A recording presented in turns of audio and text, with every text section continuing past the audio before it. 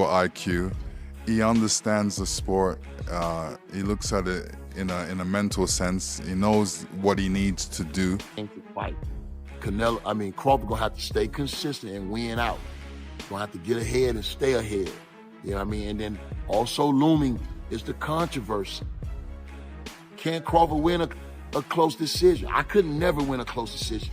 Crawford has the same, but I just feel like Crawford's ring eye coordination is better and he has more fire in the body left. He wants it more, in my opinion. Lennox Lewis breaks down why he thinks Terence Crawford has a genuine chance against Canelo. He emphasizes that this fight is more about strategy than sheer strength. Lewis highlights Crawford's high ring intelligence, quick footwork, and ability to adjust his game during fights as major advantages. He believes size alone won't determine the outcome, because Crawford's smart, tactical style can counteract bigger opponents. Lewis feels Crawford He's got incredible talent, incredible IQ. He understands the sport. He looks at it in a mental sense. He knows what he needs to do to stay at the top and be at the top. He moves very well. He's a very elusive mover, and his work rate is high. I won't ask you who's going to win the fight, because I know it's a question you've probably been asked a million times, but I will ask you, do you think this fight goes the distance, or do you think this fight ends inside the distance? Interesting. Really an interesting fight to look at. Coach Bernie shares his perspective on what makes Crawford so dangerous. He points out that Crawford isn't just fast, his punches are precise and well-timed, causing serious damage that few can handle. Bernie notes that even someone as accomplished as Canelo hasn't faced a fighter with Crawford's combination of speed, accuracy, and natural punching power. When he says Crawford's hands hit like bricks, he's stressing the real strength Crawford carries, even as he moves up in weight. A fight is always highly anticipated, and one this magnitude, you know what I'm saying? I think Canelo is hyped too, because, they know that Bud brings a different element. And the guys that he's been fighting is now superstars. Bud is a superstar. It's a mega fight. It's an underdog fight, And like I said, I'm sure they anticipate, he has trouble with movers and slick boxers and stuff like that. So they're trying to see how he deals with that, Bud fans is, understandable. Canelo got the power. He got the experience. And, he's one of the faces of boxing. And so, it just breeds anticipation, want to see somebody do something great.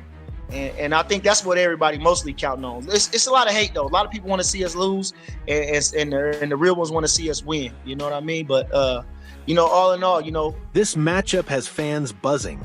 Everyone is eager to see how Canelo, known for power and counterpunching, will handle Crawford, who is elusive, unpredictable, and highly technical. Crawford's movement, agility, and smart tactics make him a tricky opponent. Unlike many of Canelo's past fighters, Crawford won't just stand there to be hit.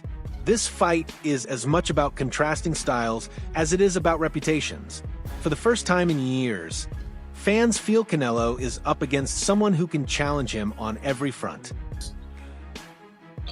Well, Bud Crawford just hits hard anyway. He got fucking bricks for hands, you know what I mean? He got baseball mitts. His hands is big as a baseball mitt. So, then he's a sharp puncher. So you got to understand that Canelo hasn't fought a sharp puncher. Them guys wasn't sharp punchers. Magia, Berlanga, the guys, they not sharp punchers. You know what I'm saying? So when you got a sharp, it's a difference with the speed and the velocity that they're coming with. You know what I mean? If you can understand that, the quickness of the punches, the sharpness of the punches, these guys, you can see all their punches coming. You ain't gonna be able to see all Bud punches coming. You ain't gonna be able to see his punches coming, for real. They have like one common opponent, Amir Khan? Yeah. Tell me, what do you think the difference is? Obviously, you've seen a highlight reel with with Canelo. Amir Khan, who has faced both men, offers his take. While he respects Canelo's career, Khan thinks Crawford wants this fight more. He believes Crawford's focus and determination could be the deciding factor. Khan also mentions that Crawford still has energy, sharpness, and hunger that Canelo can't match at this stage of his career. Though Canelo has achieved so much, years of high-level fights have taken a toll. Khan sees Crawford as fresher, hungrier, and more focused, giving him a potential edge. For Khan, it's not just about skill, it's about who is willing to give everything. Right now, that's Crawford. Great timing, great feints, moves well, whereas Crawford has the same, but I just feel like Crawford's ring eye coordination is better and he has more fire in the body left. He wants it more, in my opinion. Whereas Canelo in that last fight against the Cuban guy he fought, he just seems to me that that fire has just gone. Like, he was just getting the win and moving around and enjoying himself, which he can do, because at the end of the day, the guy, he's already cemented his legacy, so he can do that. So, yeah, I got Crawford winning that fight. And when you sparred him, when you were in the same camp with Bomac, what was it like? You have any good stories about sparring him since you were an opponent? See, when I fought him as a fight, I didn't know what to expect. But then obviously, when I sparred with him, I would try different things to really how would I be able to beat a guy like him? And I was working on different things, and the guy is very tricky. He's a guy that always keeps on adapting your style and also keep getting better and better as the fight goes on. So yeah, he's a very, very good fighter. I do like him because he came to my camp 2-3 times, drove up to spend like 2-3 weeks with me to just give me some advice and be there with me and win with me and train with me. And so yeah, that's why like them little things go a long way for me, and that's why I'll always support him and push him. Trainer Stephen Breadman Edwards offers a reality check. He points out that Canelo's sparring with Jiren Ennis, while smart, is largely symbolic. Sparring is different from a real fight. Fighters use it to test strategies, practice against styles, or send signals to opponents. For Canelo, sparring may help him prepare for Crawford's style. Edwards emphasizes that while sparring is useful, it can't match the intensity, pressure, and unpredictability of a championship fight. Crawford's unique skills can't be fully replicated in practice. Edwards says Canelo's sessions with Ennis are more about mental prep and sending messages than proving he can beat Crawford. Sean, and don't do nothing in camp and then go look like $1 million in the fight. That's why fighters spend the kind of money they spend on sparring partners, because getting the look or stimulating the intensity of how a fight is going to be is how you prepare for a fight. And the most important part of camp is sparring. So it didn't make me say that Canelo was going to win the fight, but it did make me say, damn, he's taking this fight serious, and that's a real good look. I respect the fact that he went out and got the best possible sparring he could find for Crawford to win this fight. I even respect when he did it, because if he would have got Boots early in camp, Boots would have probably beat his butt. You know what I mean? When you first come to camp and you're not sharp. So he got him a few weeks in the camp with maybe, what's how many weeks left for the fight? About 3 weeks left for the fight. This usually your peak time. So he got him about 3 weeks left in the camp so he can handle the work. Because again, you've been up to Philly and you've seen the work. Boots don't have bad days in the gym. He stays in the gym all the time. Yeah. So like, you could just get him off the streets and he'll go 10 or 12 rounds in the gym. He don't have bad days. I'm like, and I'm not just bragging. I'm not bragging about a kid that I don't train or he's not my son. I'm just telling the truth. Like, I haven't seen him have like an off day in the gym in like 10 years. You know how sometimes a guy don't look good and you be like, oh, okay, he not doing his best. He really don't have them days. You know what I mean? And the crazy part about it is he does more than 3-minute rounds and he never sits down. Like, never. Using Jiren Ennis as a sparring partner is intentional. Canelo likely wanted to practice against someone with speed and versatility similar to Crawford. Ennis can switch stances and fight creatively, much like Crawford. By sparring him, Canelo aimed to get a sense of Crawford's rhythm and unpredictability. But experts agree that no sparring partner can truly replicate Crawford. His timing, adaptability, and style are unique. While sparring may give Canelo confidence and show fans he is serious, it is not a guaranteed path to victory. Moves, as Canelo's maybe not had as much experience with that since moving to 168. Usually he's the smaller guy fighting some of the bigger guys. But that's not all this is. This is a message that Canelo is looking to replicate exactly what Terence Crawford has in his arsenal, has in his tool set, because everybody has wanted to see the Boots Ennis versus Terence Crawford fight because it's a stylistic matchup that is very interesting. Both guys fight out of both stances. That's right. Boots will fight out of southpaw and orthodox. Both guys are very good using their defense to create offense. Boots, one of the best at Philly shelling, catch countering, being able to do it out of both stances, has a beautiful check hook out of southpaw. As orthodox fighters throw their left hook, he comes over the top with his. And why would Canelo be looking for someone that could throw a beautiful lead hook and a backhand as a counter punch, rolling with their defense back to their offense? Oh wait, because that's what Terence Bud Crawford does so well. Boots is explosive. He's got great counterpunch timing. He's got good awareness. His feet are good. He can walk you onto punches. He can lead the dance going first, not just looking for his counterpunches, but underrated, I think, in his aggression to lead the exchanges. This is a perfect get for Canelo. And I'm not even trying to play the one side or the other. Canelo fans, Crawford fans, you're going to think whatever you want to think. But the reality is, getting this kind of sparring is a massive deal for Canelo. It's going to give him probably the best look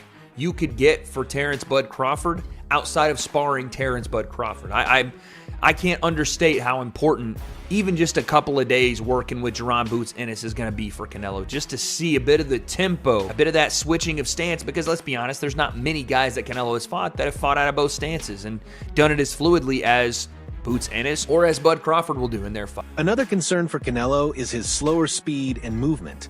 Observers have noticed that in his 30s, he isn't as quick on his feet, which could be a problem against a fast and agile fighter like Crawford. Canelo's strengths have always been timing, counterpunching, and ring control. But as he ages, questions about stamina and mobility rise. If he can't keep up with Crawford's fluid movement, he may end up chasing a fighter he can't catch. This creates a tactical challenge. Canelo can't rely on power alone if he can't get into position. Fans and analysts will watch to see if Crawford's youth and agility expose. Although he's holding back, you can tell. People are saying his legs, they look slower than usual, and Canelo has always been someone who's always had very slow feet. Even when he was down at 154 pounds. Something that plagued him throughout the course of his career is he's just had very slow feet, you know, like cement sometimes on them. That's one of the weaknesses of Canelo, and obviously now he's, how old is Canelo? 35 years old, 34, 35. They're gonna be, like, they were slow in your mid-20s. They're definitely gonna be slow now in your mid-30s. Before we follow up on that, just have a look there really quickly on screen. Please, if y'all could, hit the like, hit subscribe, hit the notification bell. It literally takes like 2 seconds. We're only a couple of subs off 26,300. I want to get 30k. Please, if you could help me out, I'd appreciate it. But yeah, Canelo's always had slow feet, but I think this is the bigger, I think a lot of people are more worried about this now because he's going to be in there. Essentially, he's going to be in there against someone who is really, I mean, it's obviously Crawford's last fight was at 154 pounds, but like, he's really a welterweight. You know, he did look a little bit undersized at 154. He's going to look completely undersized at 168. But the size difference, the size, you know, thing out of the equation, the speed difference is going to be vast because Crawford's always had good feet. He's always had fast feet. And if you think Canelo's feet look slow against someone like William Skull, a big, bulky 168 pounder who at the end of the day was just running around the ring, he's going to look even slower against Crawford. And a lot of people are saying, just based upon that training footage, oh, it's now a 50-50 fight, you know, I'm running with Terence Crawford, or that's who I'm going to go with. Analysts also point out that Crawford is moving up in weight, which brings its own challenges. Canelo has succeeded against bigger fighters by using his strength and durability, showing experience at higher weights. Crawford's speed and strategy will face a real test against Canelo's raw power. While Crawford has clear advantages in mobility and technique, he must prove. This is what scares me going into this Terence Crawford fight. These are the guys Canelo's typically fighting. This is his last opponent, William Skull. William Skull is far from a great opponent. When we're talking about sheer size and strength, Canelo is just way more built and used to taking on larger guys and overpowering them. Look at William Skull. This guy is jacked. He's huge, man. And that makes me think, like, if Canelo has been taking punches from guys like this, I'm not saying William Skull in particular, but guys like William Scoll, the size of William Scoll, and he's been dropping them, stopping them, beating them around the ring, overpowering, over-muscling, just everything, physically demanding over them. That makes me think, man, Terence Crawford, I don't know what, you gonna have to come with some heat, dog. Look at Canelo. This guy is half the size of William Scoll. There's nothing cut about him. There's nothing popping out, bulging. There's nothing. Look at this. This is insanity. That's what I'm really like, dude. I don't know. Canelo could go in there and walk through Terence Crawford like a hot knife through butter. That is definitely on the table here. He gonna have to be really crafty, really savvy, and have to put on some amazing work from the outside. If he tries to sit there and walk through Canelo, he gonna hit a brick wall, dog. If guys built like this ain't walking through Canelo, even when Canelo looks like this, Terence Crawford ain't doing it, man. I gotta be honest. No matter who wins, this fight is already historic. The hype is bigger because it will stream on Netflix, reaching a massive global audience. Millions will watch two of their generation's best fighters give everything in the ring. This is more than just a fight, it's a major event. Rarely does boxing deliver a matchup where styles, legacies, and ambition come together. This is huge news for boxing, UFC, and Netflix. Terence Crawford versus Canelo Alvarez will officially be on September the 13th on Netflix. Now, the reason why this is so interesting is, of course, the UFC, TKO, recently acquired their new strange boxing model with Turki Al-Sheikh and Dana White promoting it, and this actually will be on Netflix. So for some context, if you don't know, the UFC are currently under negotiations with a new TV deal, and the rumours for a very long time were that of Netflix. It doesn't look like they're going down that route anymore. Or at least it sounded like Netflix wanted a total package where they would get the major UFC fights and the major boxing fights as well. Or potentially they didn't even want the UFC fights and they just wanted a couple of these sort of events. Regardless, Dana White is officially the promoter for it, which I do believe is still bizarre. I still really think that's super bizarre, and the fact that they have quite opposing views in Turki Al-Sheikh and Dana White, to be honest. Not in everything, but in how events are run. Dana White doesn't even like stadiums, first and foremost.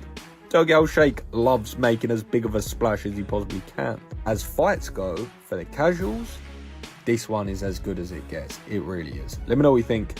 As always, keep it casual.